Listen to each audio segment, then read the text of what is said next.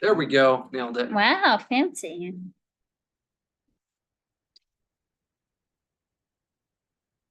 Watch her. She's trying to sneak out. Try to stay away. All right, we'll go quickly. I'm kidding. So the item to be discussed is the redevelopment agency budget. So I've got the presentation that I shared last week in the RDA meeting. So I'll quickly go through that and we're going to tag team. David's going to go through and explain some of the other items that were requested as far as questions about the RDA, more specifically about projects and areas and planning. So I'll talk numbers. He'll talk actual things going on. So just as a reminder, the overall budget in the RDA as a whole is going down next year in the proposed budget for two different reasons. The increment is proposed to reduce because we have two expiring areas, Fairmount and Lincoln. And then the other revenues, a lot of this is transfers in from typically BDO lease revenue. Those are going down as well. And that's mainly due to we had some large amounts that we transferred this year into the RDA. There was some money for SWIFT. There were other funds for some other projects in other areas. So taking those out of the budget, it brings down both the tax revenue and the other revenues for next year's proposal. So this is a reminder again, Fairmount and Lincoln, we have removed those as those areas are expired. And then these are the proposed increment amounts for all the other areas that are still active. All those areas have gone up. One of the ones, just to make a note, is our track line area. That one did jump a decent amount, which was great to see with the activity going on down there, that we were able to see a decent jump in what we received this year. So we were able to increase that budget for next year. And more to come. And more to come, yes. In Yes. the next couple of years. So again, this is just a reminder of the two areas that expired in fiscal year 25. And then these are the next areas that are expiring. I know that was one of the things of note. All the CBD area and the Ogden River both actually received extensions during COVID. They were originally 27 and 28. So those are now 29 and 30. And then Flagship would be the one after that in 2031.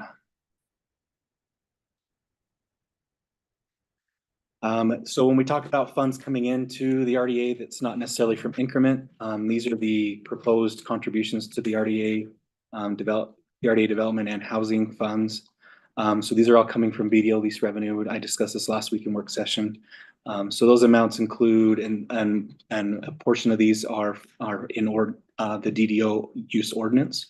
So we have the Union Station land purchase. This is the third year of that 7-year repayment for the land purchase. 250,000 that we continue to put into the CBD area as part of to be able to pay off the debt in that area. We also have $500,000 that we are putting into the 25th Street area to then use to repay an interfund loan between 25th Street and CBD. So that then we will have funds in CBD to be able to do a refresh in that area. So we wanted to be able to fund that refresh. This is a way that we're able to also pay off the interfund loan between 25th Street and CBD. We did that transfer in 25. This will be this fiscal year 26. We'll do it again, propose to do it again. And then in fiscal year 27, there's I think about 320,000 or so that would need one more transfer to pay off the remaining portion of that interfund loan. And then we also have a loan with Golden West for the St. Anne's. We typically have been paying around $60,000 a year for that, and it's mainly interest. That loan is through 2029, but we're proposing to increase the amount we're paying next year and the year after, so that we will then fully pay off that loan by 2027 instead of waiting till 2029. It'll save us about $60,000 in interest to do that. So we felt it was an opportunity to take advantage of paying that off early. And then the other one is the Wonderblock loan, the Wonderblock debt payment. So this is to be able to, this is on the development side, not the parking garage side. So a total of 4.8 million coming from BDO lease revenue. Again, just a reminder, there's no transfer in for quality neighborhoods. The 5th year of our current agreement, we moved into fiscal year 25. So there's nothing proposed in fiscal year 26. This is just a review of all of the amounts committed to housing and to general fund admin within the RDA for each of the areas. And it's based on the agreements with those areas and how they're set up as to what that percentage is of their increment that's received. So it's So we look at what the budget is and based on what the amount is for housing or general admin, we budget that in. So a total of 945,000 that'll be going to housing and 325 that will be going to admin or admin support. So does that 945 just stay in a housing account until we're ready to use it? Yeah, so it's programmed in there to be used for whatever activities Jeremy's group with the projects they have going on. They spend it out. And so we budget for it for them to be able to use out of there. So just as a reminder, Fairmount and Lincoln were both haircut districts with their increment going fully towards the CBD area to help with that debt payment. So we don't have that source next year, but we are close enough with those debt payments that in next year's budget, we're actually proposing to use some of the existing fund balance that's built up in the CBD area because of doing some of these, the amounts that have come from the haircut districts, as well as the amounts that we put in from BDO lease revenue. We have enough funding in there to be able to pay off the 2016 Series A and B. Those would have been 2027, but we want to pay those off next year. We paid off the rec center, the 2018 series this year, so that one has been paid off. So this will eliminate all those debt instruments in the CBD area. And then the other ones, just of note, we have the Wonder Block debt now in the Continental area, and then we will have a year-end budget opening to bring to the RDA board to recognize the proceeds related to the Forest Service building. But this is the information just on the debt payments or the debt amounts for the Forest Service building that's in the Adams area. Question? Yeah. So the city's undertaken a lot of debt in these recent years. And I'm just wondering, we project that we're able to cover those debts and the payments and things like that. My concern is what happens if the economy goes south and and we have to live a little more conservative fiscally, and we still have these large debts. And I just remember 20 years ago, maybe a little more, that was a huge problem for the city to kind of crawl out from underneath some of that debt and make payments on some of the expenditures that we made in building the junction and other areas like that. So what's your answer to me just saying, gosh, we spent a lot of money and there's a lot of debt that we have here and we bonded a lot, and just, fiscally, how are we looking at that in the future of how could that cripple some of our financial ability to take care of our employees or other expenses that the city has in the future because we have these debts? Is my question too scattered?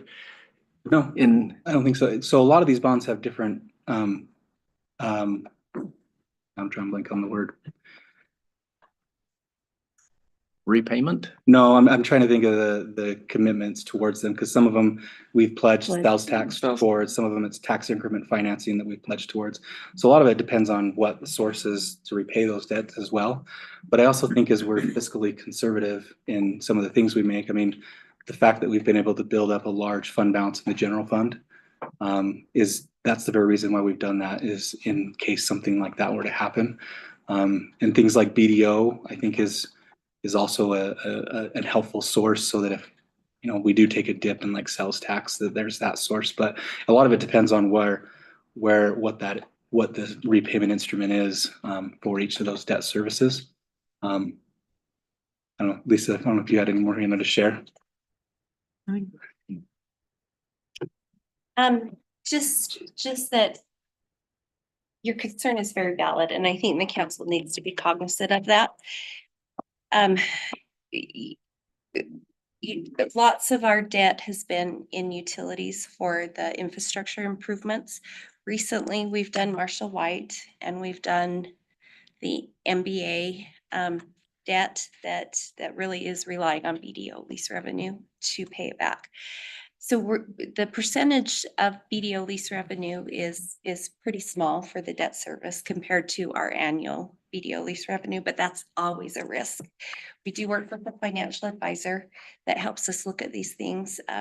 to make sure we're as safe as we can, but we are legally obligated to pay these debts.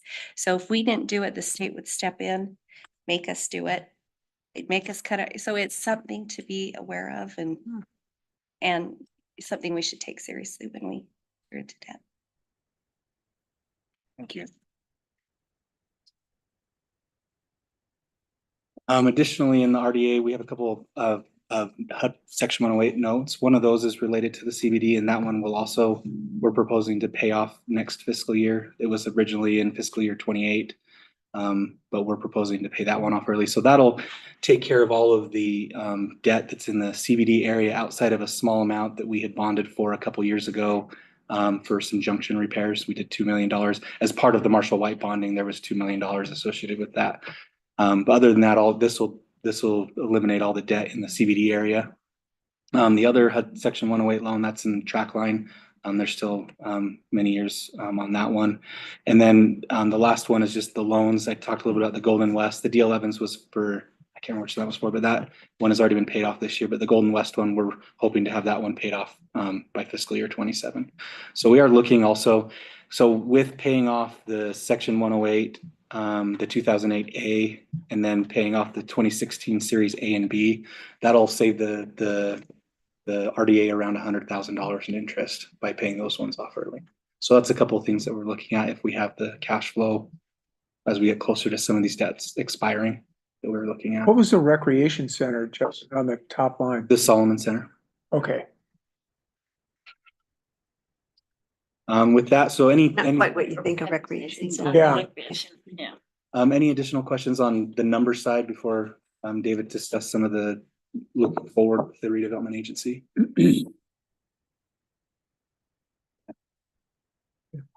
I just have 2 slides.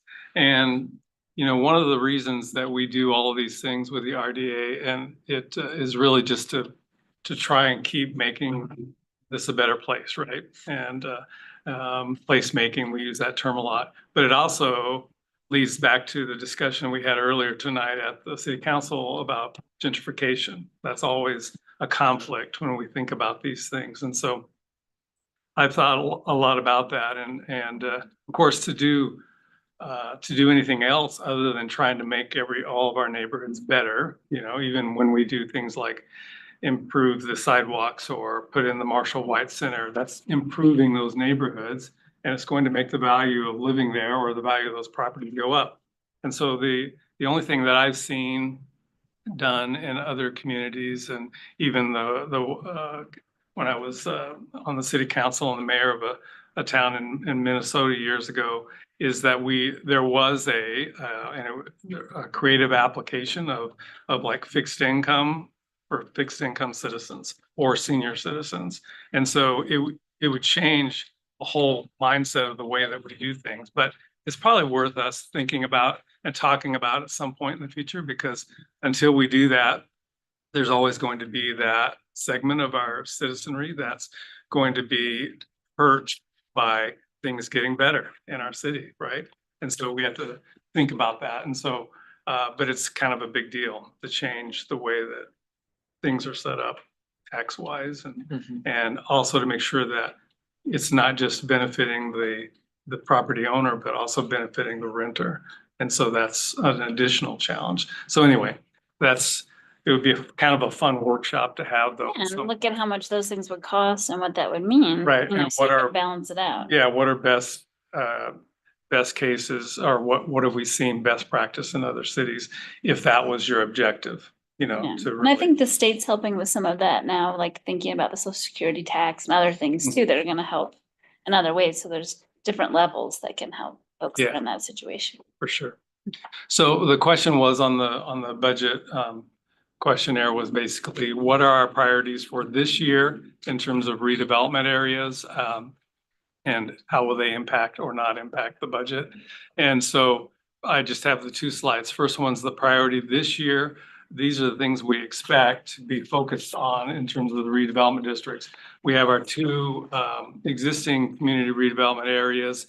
That the first one, the Adams CRA, just last week, we approved the budget increase there. So that's going to, along with our partners, and that's going to allow us to do some some really cool additional projects in that particular area. So that'll be kind of an all hands effort to maximize that over the next year or two. And then we have our new airport CRA that was just approved a few months ago. And so we're already working on, for example, the Williams agreement is part of that. And so we'll start seeing some increment in the next year or two from that. And so that's something that we're also looking at, new additional business recruitment to, and we may need some support from the airport CRA for that area as well. Also, brand new zones, if you will, or districts are the new housing and transit reinvestment zones. I spelled it all out there just so I didn't forget what HTRZ stands for. And so we just use HTRZ all the time. And so Ogden City has not done an HTRZ yet, but we have some excellent models from other communities that have kind of led the way and in doing that. And they offer some unique advantages over the traditional CRAs.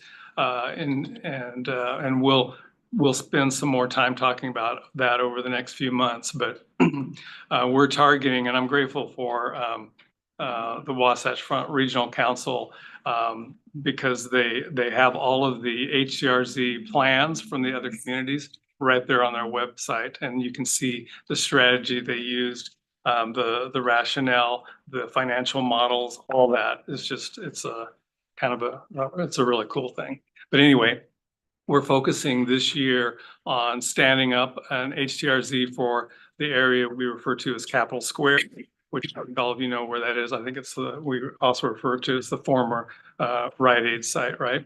And there's a 7-Eleven there, and then the new Q25 apartments are going up there as well. But the whole rest of that block could benefit from some infrastructure investment, and we're able to use an HTRZ because of the bus routes that go right by there. And so it's a different category of HTRZ from the train transit, but nonetheless. And so that would be a mixed use, residential, some ownership, retail. And so we're hoping to we're really pushing hard to resolve the kind of a little bit of a food desert that we have in that part of town. And so we keep bringing that back to the concept planning stage. And so we're getting close on hopefully coming to you guys with some ideas on concepts for the rest of that block. And so the other one was the Union Station campus HTRZ.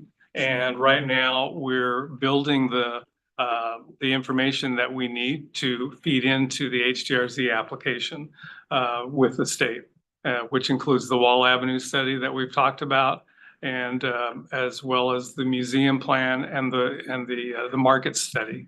And so those are informing the master planning phase process for the Union Station campus redevelopment. But that would impact that whole area between 22nd Street all the way down to 27th Street. And there's a couple parcels on 27th that we're still in the process of, we need to bring into the rest of the package, but we'll be working with the property owners on that as well. So that's our this fiscal year plan. In terms of budget impact, we may not see actual dollars flowing in from these projects this year. If we were to see anything, like we would do a budget amendment, but I don't see that technically happening till probably next year. David, before you move on, I just Yeah. have one more question. Yeah, Jane. Your HTRZ, the funding comes through the state. So is that, all I can compare it to is TIF, and I don't understand how an HTRZ works. I guess at the highest level, it's very similar to a tax increment financing district. It's just that the rules are different. The state is governing, and we wouldn't necessarily be getting approval for our district from the state, not necessarily from our funding partners like the county and the school district. It would be our application to the state, and so the rules are just different. And actually they're, from my perspective, they're more, they're better for us as a community, I think. How would you describe that? Yeah, I would say it's like setting up like a community reinvestment area, It is, yeah. but the city doesn't necessarily have to get buy-in from the school district or the Taxing county. entities, The state says you don't have to do that if you do these rules, and a lot of it's around high density housing. Close to transit. Close, yeah, it has to be close to transit. In fact, mile, I think, that might have changed, but it has to be really It's even closer than that. It's quarter of a mile, quarter. maybe. Yeah, I think it's In a fact, quarter. we- It's still tax It's- government finance, it so is. it's not coming from the state. There's It's no still our funding. taxes, so would it still take taxes then from the school district and the county? Yeah. Yes, Yeah. based upon the new development, yeah.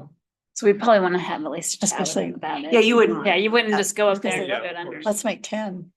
That's your what? Make Let's 10 of them. 10 of them. And so, Well, and I'll just say from Ogden's point of view, we have a great relationship with both. Oh, yeah, no. But other cities, and the reason why it's come about is that there's other cities that don't have quite that same relationship, nor do the school districts or counties want to work with the cities. And so Yeah, the state has kind of stepped in and Yeah. made these. Was this 100%? Do I they, don't remember now. I don't think it's 100%. no, it's not. I It's can't not? remember either, but. It might be 75. I can't remember. And so It's the- changed about 3 times, so I can't. And so the radius, we actually were successful working with the city's, I guess, lobbyist at the state level this year. And we actually were able to get or recommend changes to the legislation for HTRZ because the circumference around they kind of stick a pin in where the transit is, and then they go out 1/4 of a mile is what it was, and we got it Right. changed to 1/3 of a mile. So it's a little bit bigger. So for example, that really helps us for the whole Union Station campus. Oh, yeah. And we also were able to get some of the language changed to include second-class cities. And so previously it was first-class cities, and we were disqualified for participating in some of the benefits of HTRZ. So we got that changed as well. And so we were pretty jazzed about that. So now we're just pulling all the elements together to come forward, and we'll talk more specifically about these particular areas and how big of a footprint they are and what we could possibly do. So stay tuned on that. 2 things, David. Yep. Are city classifications driven by population? Yeah, who knows I mean, yes, that's part of it. That's part of the calculation primarily, Okay, and we're considered where we consider. I think we're a second class. second class, Class. and like Salt I Lake think and we're Provo would first class. be 1. I like to say class 2 as opposed to second class. yeah. Yeah, Okay. I think Salt Lake. Salt is Lake's probably the only first one that's class. first class. First class, Yeah. okay. And then HTRZ, I remember transportation or transit and zone. I don't know what the other, Housing. Investment. Housing and transient. Housing and transit zone. Reinvestment zone. okay. Right above the Yeah. the bullet. Yeah. And then there's there's all sorts of tools. Fizz is. Yep.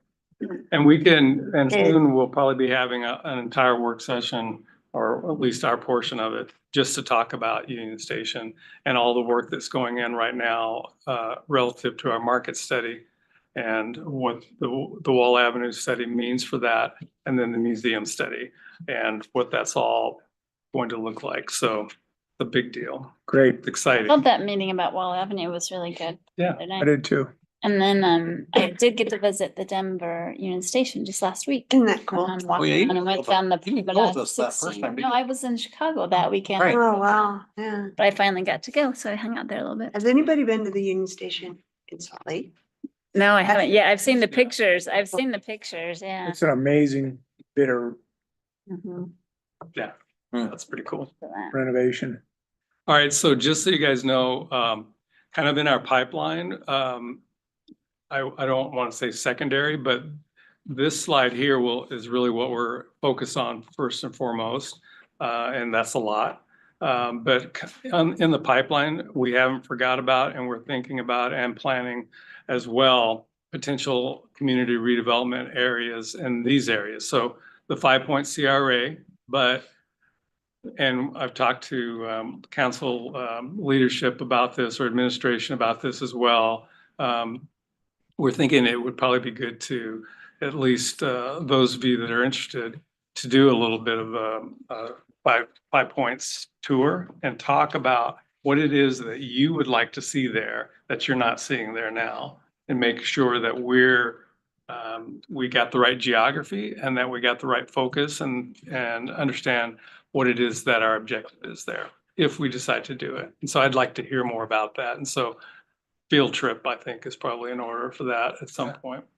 And then, That'd be good, huh? and then you guys, we talked, Jared mentioned earlier, the 24th Street interchange and council member hire. I think you mentioned that you don't think that's ever gonna happen, but Well, I just know how many times they promised. And I know, right? Well, if you would have been at the meeting, the residents also feel the same way. Yeah, They yeah. got a little heated that last The- meeting, yeah. Yeah. Because they don't know what's going on. They're like waiting around. People keep telling them something's gonna happen and Yeah. nothing ever. Yeah, there's probably been people that have been born and died Yeah, during this process. so there's, But that meeting was the proverbial cart before the horse. You remember that? yeah. The poor intern from the design firm was up That there was, talking about what facades do you like on these yeah, what do you? houses for this area? And they're just like, wait, is my house gonna be taken or not? Yeah, exactly. They're like, So what's you not doing? Back Yeah. up, back up. Yeah, that was. Anyway, and then the crosswalk. Mhm. Crosswalk.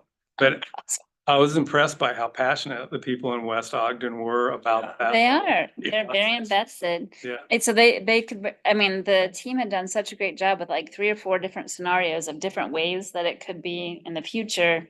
But they couldn't even really focus on that because they're so Yeah. freaked out about their house, which I totally understand. Gotta Like, cover where am I the gonna be basics living? first. Number one, I don't care what you guys do with this later, yeah, You're moving me out, why do I care? yeah, That's right. That's right. yeah. So Tell anyway- me where I'm gonna live, yeah. So anyway, our planning group is working on some different concepts for what we are calling the master planning for that area. Mhm. As you guys might imagine, that's going to look significantly different. Mhm. And so it's really our only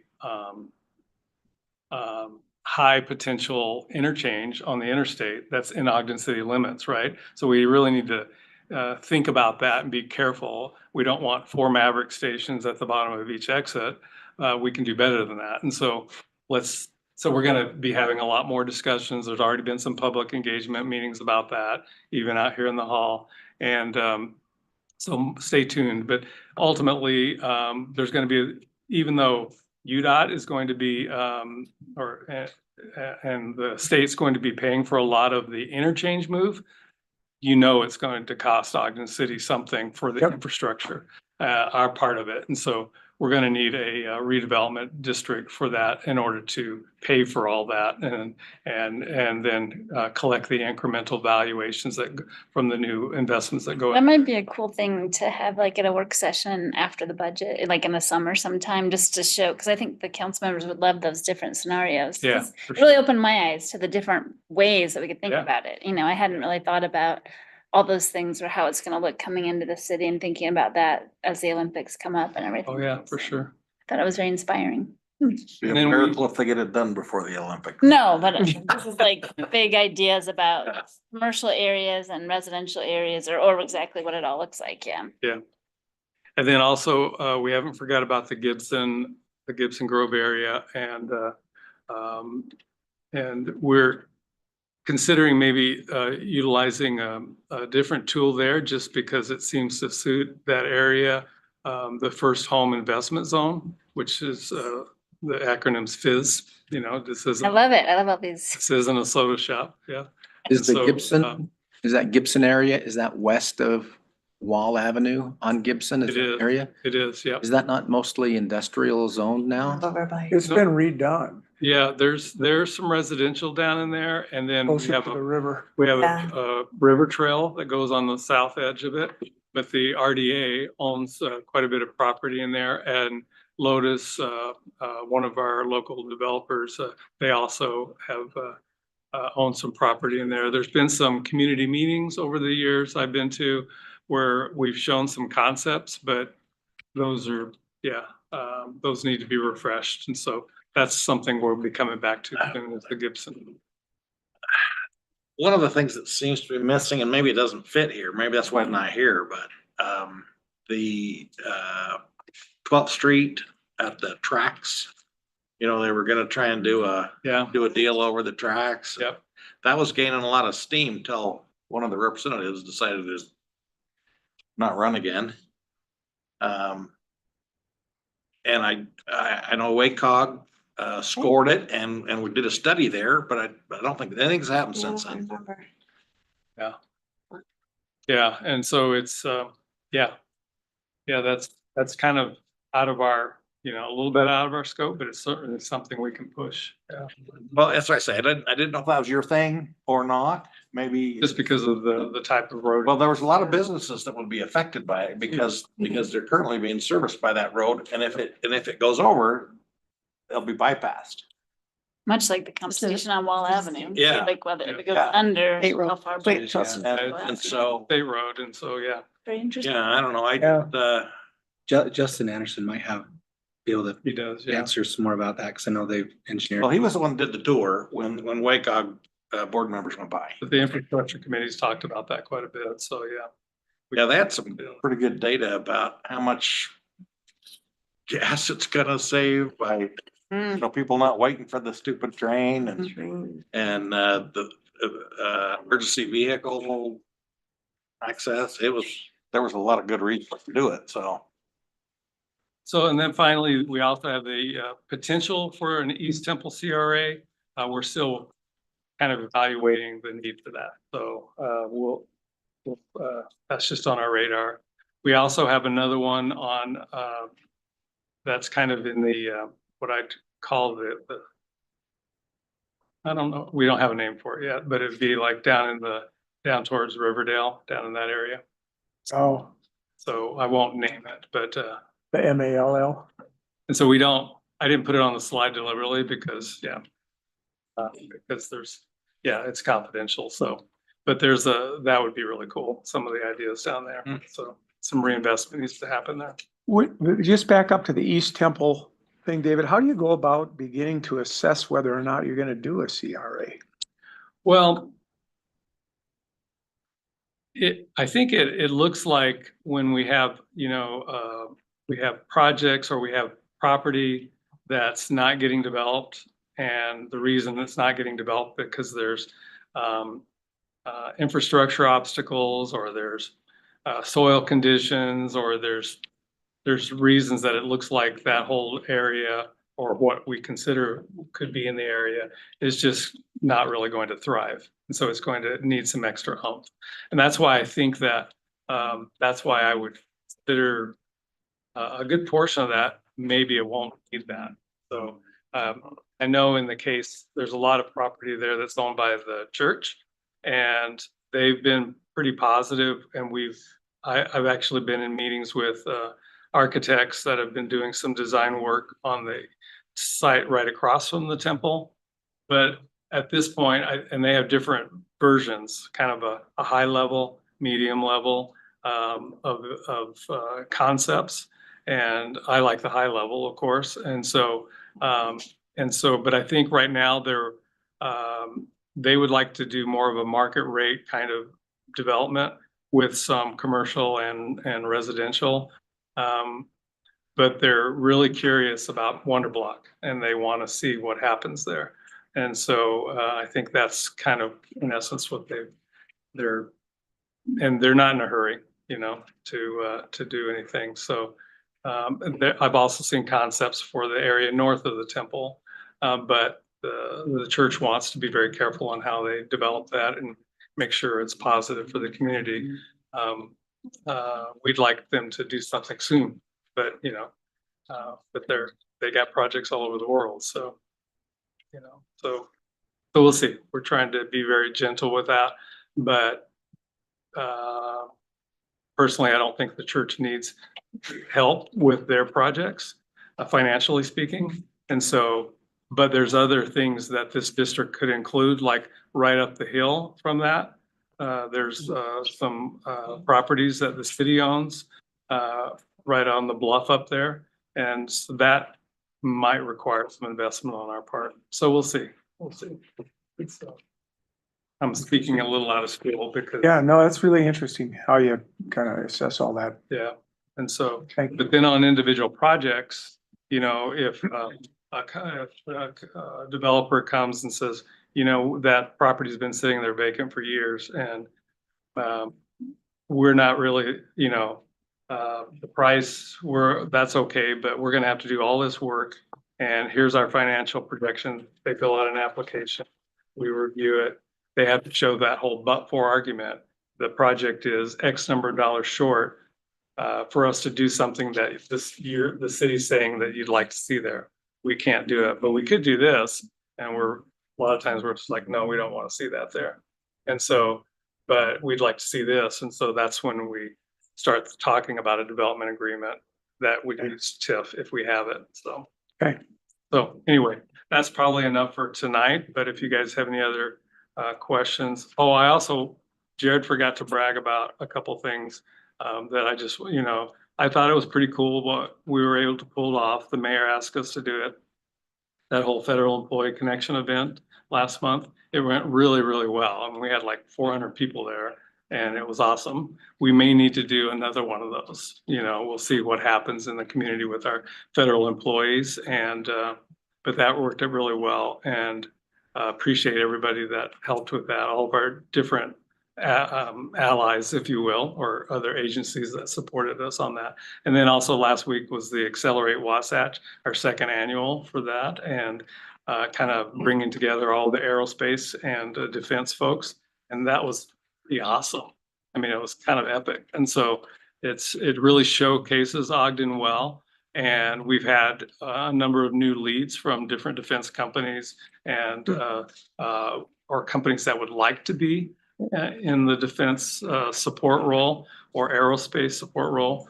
And so that's kind of the whole point of us engaging in these things is to bring all these resources together along with our partners and make that particular focus for us as a community, which is huge. Hill Air Force Base and everything around that has a huge impact on our economy, which surprises some of our locals, by the way, when I talk to them about that.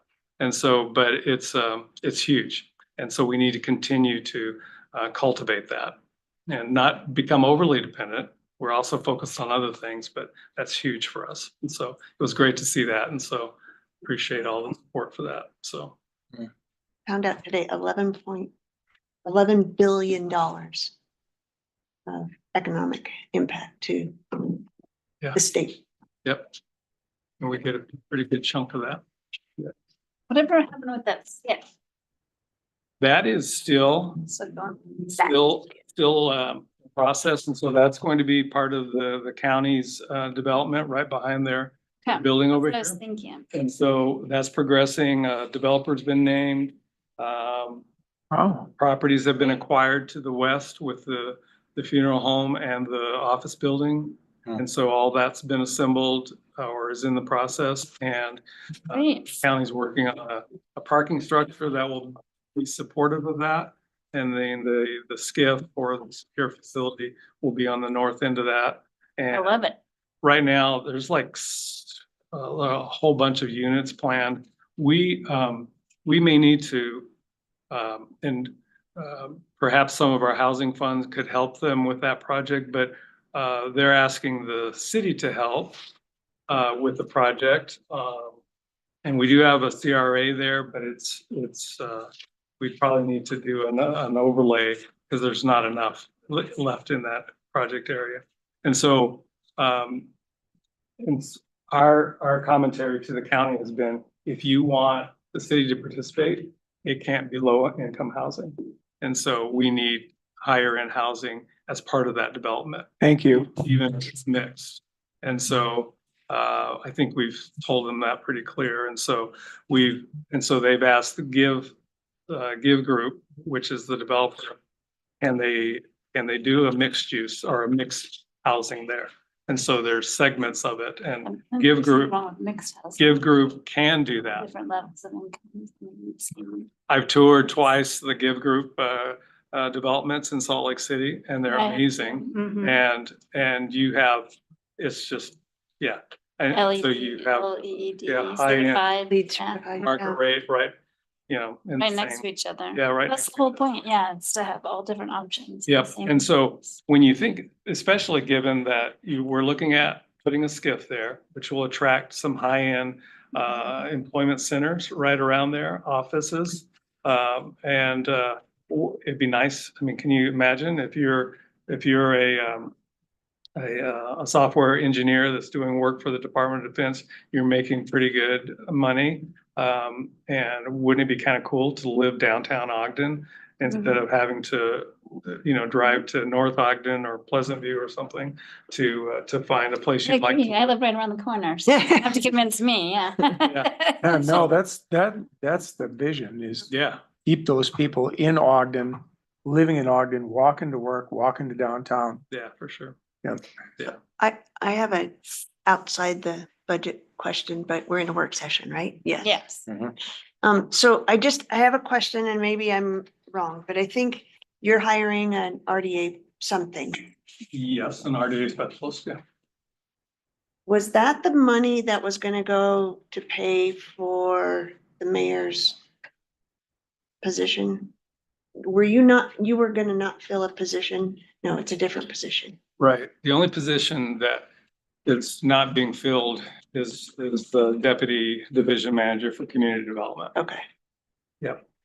Okay. Yep. I just was A making sure. portion of the wages that were projected to be used for this RDA position was used as part of that budget. Our budget amendment to fund those positions this year. But that was because the position's been open almost the entire year.